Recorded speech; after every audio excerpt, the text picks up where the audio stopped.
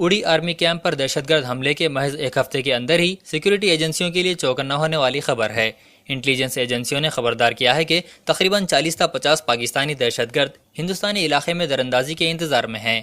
Report میں کہا گیا کہ یہ دہشت گرد انٹرنیشنل بارڈر کے قریب کاٹھوا سے اکھنور سیکٹرز کے درمیان 200 کلومیٹر کے رقبے میں چھپے ہوئے ہیں، جو موقع ملتے ہی جموں کشمیر میں مزید دہشت گرد حملے کر سکتے ہیں۔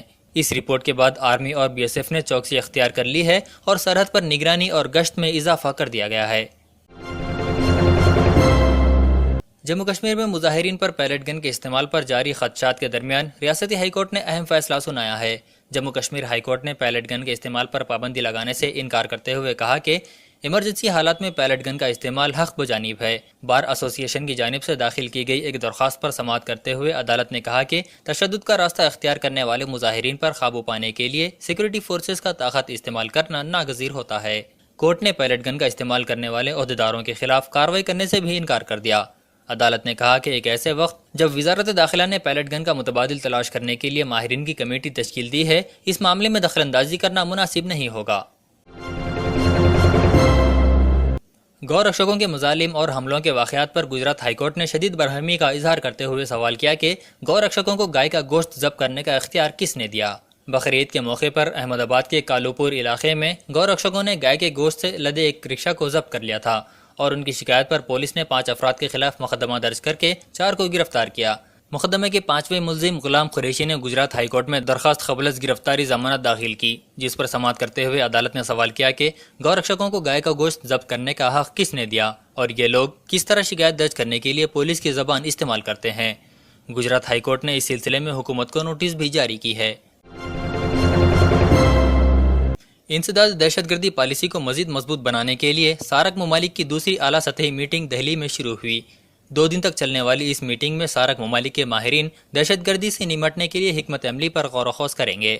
2009 میں منعقد ہونے والی سارک ممالک کے وزراء کی میٹنگ میں اس اجلاس کا فیصلہ کیا گیا تھا، جس کے تحت 2012 میں ہندوستان میں ہی اس کی پہلی میٹنگ منعقد ہوئی تھی۔ اس اجلاس میں افغانستان، بنگلہ دیش، بھوٹان، مالدیپ، نیپال اور سری لنکا کے اعلیٰ عہدیدار حصہ لے رہے ہیں۔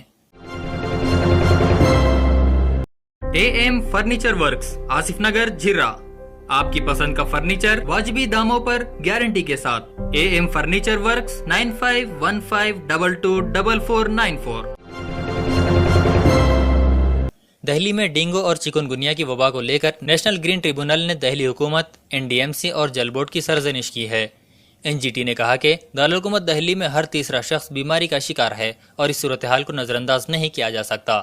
این جی ٹی نے ایجنسیوں کی کارکردگی پر عدم اطمینان کا اظہار کرتے ہوئے کہا کہ جو کام جون میں کرنا تھا اس کی شروعات اب ہو رہی ہے۔ این جی ٹی نے مرکز اور دہلی حکومت کے علاوہ بلدی اداروں کو نوٹس جاری کر کے جواب طلب کیا ہے۔ این جی ٹی نے معاملے کی اگلی سماعت 17 اکتوبر کو مقرر کی ہے۔ دہلی پولیس نے ایمس ہاسپٹل کی املاک کو نقصان پہنچانے اور سیکورٹی گارڈ پر حملہ کرنے کے الزام میں Aam Aadmi Party M L A Somnath Bharti کو گرفتار کر لیا۔ سومناتھ بھارتی نے گوتم نگر علاقے کے لوگوں کو راستہ فراہم کرنے کے لیے 9 سپٹمبر کے روز ایمس ہاسپٹل کی باؤنڈری دیوار کو منہدم کر دیا تھا، جس پر ہاسپٹل انتظامیہ کی شکایت پر ان کے خلاف ایف آئی آر بھی درج ہوا تھا۔ دہلی پولیس نے اس معاملے کی جانچ کرنے کے بعد بھارتی کو آج ان کی رہائش گاہ سے تحویل میں لے کر حوض خاص پولیس اسٹیشن منتقل کیا۔ مالویہ نگر حلقے سے نمائندگی کرنے والے سومناتھ بھارتی نے الزامات کی تردید کی ہے۔ مصر کے ساحل پر 600 تارکین وطن کو لے جانے والی ایک کشتی پلٹ جانے سے 43 افراد کی موت واقع ہو گئی۔ یہ کشتی بحر روم میں شمالی صوبے بحرہ میں برج راشد کے پاس ڈوب گئی۔ حکام نے بتایا کہ اب تک 31 نعشیں برآمد کی گئی ہیں، جن میں 20 مرد، 10 خواتین اور ایک بچہ شامل ہیں۔ ایک اور کشتی میں 12 مزید نعشیں بھی لائی گئی۔ بچاؤ اور راحت کاری ٹیموں نے اب تک 154 لوگوں کو بچایا ہے، لیکن 400 لوگ اب بھی لاپتہ ہیں۔ اس کشتی پر مصر، سوڈان، افریقی ملک اریٹریا اور صومالیہ کے تارکین وطن سوار تھے۔ بتایا جا رہا ہے کہ کشتی پر گنجائش سے زیادہ افراد سوار ہونے کے سبب یہ حادثہ پیش آیا۔ سعودی عرب کی قیادت والے اتحاد نے مغربی یمن میں ایک گھر پر بمباری کی، جس کے نتیجے میں 19 افراد ہلاک ہو گئے۔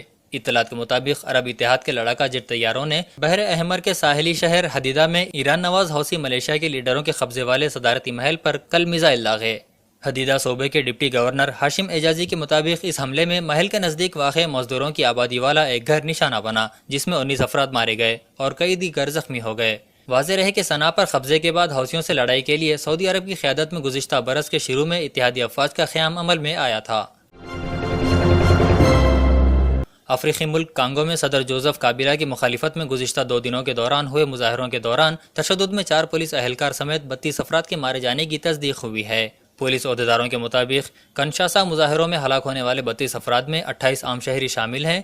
دوسری جانب ملک کی اپوزیشن نے دعویٰ کیا کہ ان جھڑپوں میں 53 لوگ مارے گئے ہیں، جبکہ مقامی کمیونسٹ حکام نے بتایا کہ اس جھڑپ کے دوران 25 مظاہرین کو گولی مار دی گئی۔ کابیلا 2001 میں اپنے والد کی موت کے بعد ان کی جگہ اقتدار میں آئے تھے۔ ملک کے آئین کے مطابق کوئی بھی شخص 2 مرتبہ سے زیادہ صدر نہیں بن سکتا۔ مخالفین نے ان پر اقتدار میں برقرار رہنے کے لیے انتخابات مؤخر کرنے کا الزام لگایا ہے۔ یہ تھی آج کی کچھ اہم خبریں۔ نیشنل نیوز آف انڈیا کے اس خبر نامے کا مشاہدہ کرنے کے لیے ہمارے واٹس ایپ نمبر 7288003366 کو اپنے واٹس ایپ گروپس میں شامل کریں۔